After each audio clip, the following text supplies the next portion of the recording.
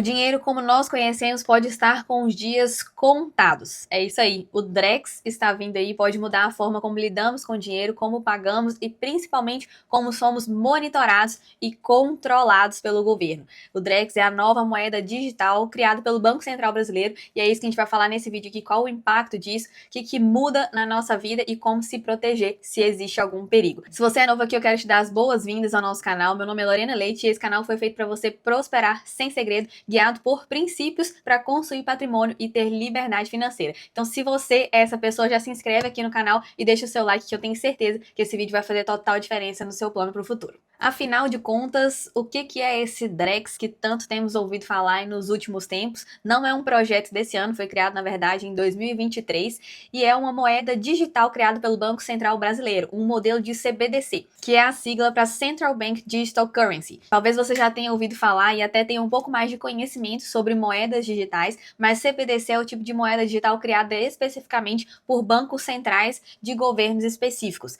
O Drex foi o modelo criado pelo governo federal e que está previsto para entrar em vigor no segundo semestre de 2026, já passou por algumas mudanças e pode ser que ainda sofra algumas mudanças até lá. Afinal de contas, o Drex é uma moeda nova, vai substituir o real. Como funciona na prática? Na verdade, ele é uma moeda digital que tem o mesmo valor que um real. Então, um Drex é igual a um real e, segundo o projeto, ele não veio para substituir, mas sim para trazer inovação. A gente vai ver ao longo desse vídeo que, de fato, tem alguns pontos que trarão inovações, mas alguns pontos que merecem atenção, principalmente visados como forma de controle. Pensando em CBDCs, né, que é esse tipo de moeda digital criada por governos federais, criados por bancos centrais, bancos oficiais, é importante a gente entender dois conceitos e duas possibilidades de CBDCs, que são as CBDCs de varejo e CBDCs de atacado. Qual que é a diferença principal entre elas? A CBDC de varejo é um modelo como se fosse direto para pessoas físicas,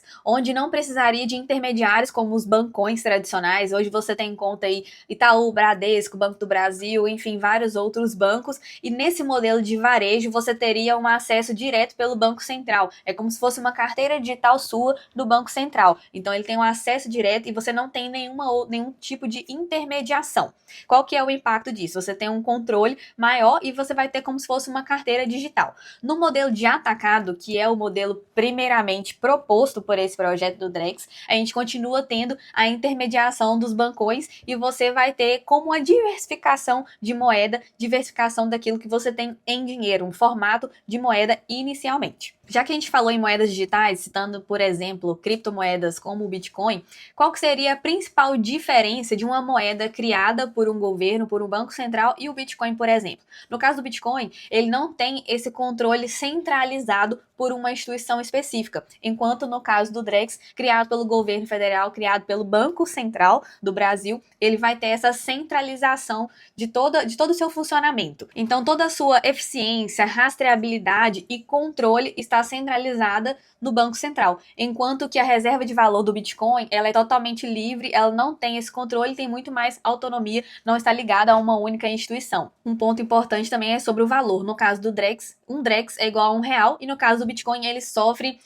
variações de mercado, então ele pode valorizar muito mais, igual hoje está super valorizado, como pode também ter uma queda, então ele sofre essa variação. É a partir daí que surgem outras perguntas importantes sobre o funcionamento e o impacto do Drex. E falando sobre uma moeda digital, um meio eletrônico, surge uma associação muito forte em relação ao Pix, por exemplo. Será que o Pix vai acabar? Não, a ideia não é que o Pix acabe, primeiro porque ele é um meio de pagamento, uma forma de transferência que ficou muito popular no Brasil. Hoje dificilmente a gente consegue pensar em fazer as nossas transações que não sejam por meio do Pix, e o Drex ele é uma moeda digital, então é como se fosse parte da sua carteira, parte dos seus recursos em um formato de moeda diferente, mas que um Drex, lembrando, equivale a um real. Então ele não vem para substituir o Pix. Pode ser que futuramente haja uma evolução do Pix, mas ainda é cedo para falar nisso.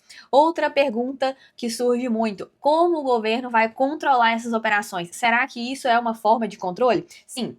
Existe sim uma forma de controle muito forte, porque dois atributos importantíssimos do Drex são rastreabilidade e programabilidade. A rastreabilidade é como o governo vai ser capaz de rastrear todas as movimentações financeiras feitas pelo Drex. Então isso é uma forma de coibir crimes como fraudes financeiras, crimes de lavagem de dinheiro, enfim, né, um lado bonito da história que com certeza é válido, mas isso vai impactar diretamente na perda de privacidade e a forma como você utiliza o seu dinheiro, que tudo vai ser 100% rastreável. Falando em programabilidade, aí talvez seja um conceito ainda mais novo que você não tenha ouvido falar, mas como funciona essa programabilidade? É como se o seu dinheiro tivesse uma validade ou uma restrição de uso. Então, o governo pode, inclusive, colocar aí que você tem um valor na sua carteira em Drex, que você tem que utilizar aquele valor em até 30 dias, senão você perde. Então, é como se tivesse uma data de validade e uma restrição de uso quando ele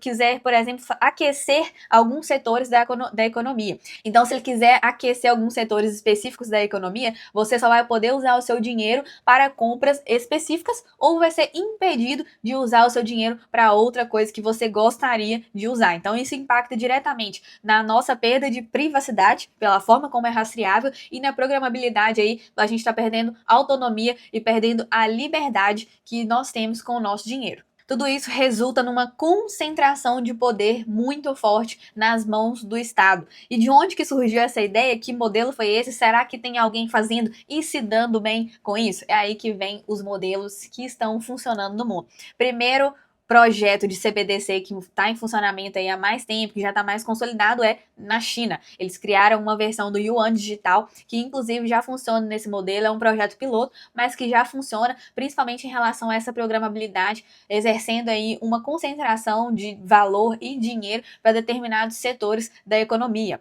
Um outro país também que fez uma aplicação de CBDC nesse formato, né, que ainda também não deu muito certo, foi a Nigéria, que criou a moeda digital Naira, que teve uma revolta, uma rejeição popular muito forte e que também não tem funcionado muito bem. E nas Bahamas, eles criaram os Sand Dollars, que também tiveram baixíssima adesão, é algo que a população não tem visto com bons olhos, vamos dizer, em nenhum lugar do mundo. E em contrapartida, Europa e Estados Unidos estão na contramão disso, inclusive o presidente Trump criou um normativo, né, impedindo o governo federal americano de criar uma CBDC, entendendo que isso impacta diretamente a liberdade financeira e que essa concentração de poder, né, essa limitação não deveria estar nas mãos do Estado. Então é bom a gente ficar atento, principalmente aos modelos, os modelos principalmente de economia a serem modelados e enxergar como isso tem sido aplicado e qual o resultado disso, se realmente tem sido algo benéfico. Na maioria das vezes, isso é instituído com uma justificativa, por exemplo, de bem-estar social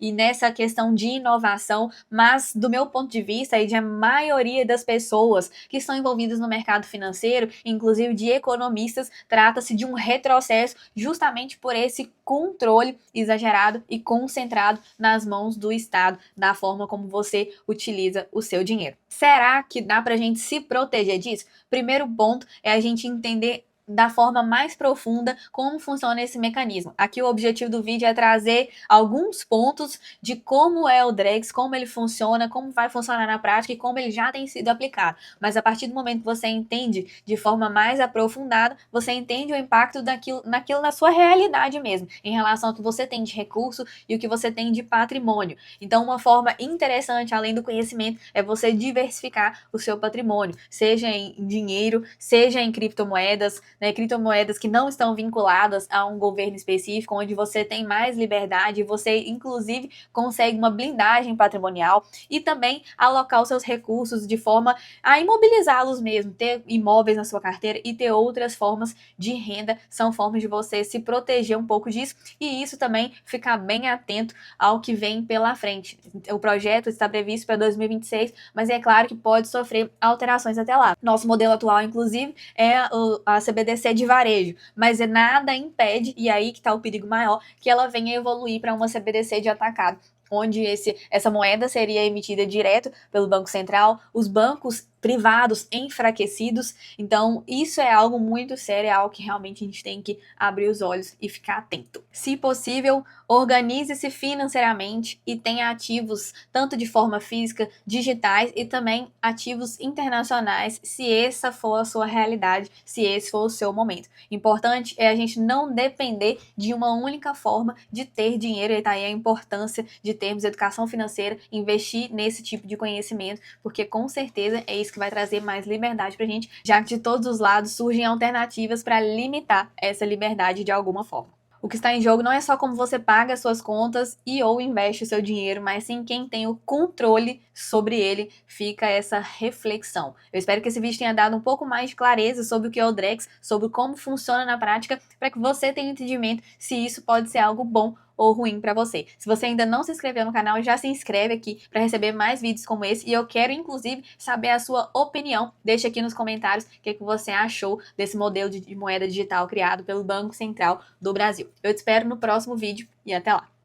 Se você me acompanha aqui, sabe muito bem que eu acredito em planejamento e decisões quando o assunto é construir riqueza. E é por isso que eu me orgulho de ter a L1 Legacy como patrocinadora do canal. A L1 Legacy trabalha com consórcios personalizados para quem quer sair do aluguel, formar patrimônio de forma estratégica, investir em imóveis e proteger seu dinheiro de maneira direcionada. E o diferencial é que eles ainda oferecem uma curadoria especializada em imóveis na região de Ipatinga, no Vale do Aço, em Minas Gerais. Ou seja, só entra na lista o que realmente vale a pena quando o assunto é investir em imóveis. Se você quer investir com propósito e realmente formar um legado, eu recomendo a L1 Legacy. Inclusive, eu vou deixar aqui na descrição o link do Instagram, justamente para você conhecer o trabalho mais de perto e fazer um contato para construir o seu patrimônio de maneira direcionada e maneira sólida.